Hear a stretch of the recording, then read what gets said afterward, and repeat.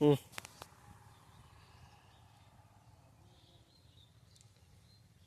আপনারা দেখছেন আমার YouTube channel Bhangatari birds and farming technique. আজকের আমি বেগুন বাগানে ওষুধ দিলাম রোগের তারে জুডিও। দেখা যাক কেমন কি কাজ হয় হলুদ রোগ ও টিপের রোগের তারে। তা ভালো হলে তোমাদেরকে জানিয়ে দেব যে ওষুধটা কেমন কি কাজ করেছে।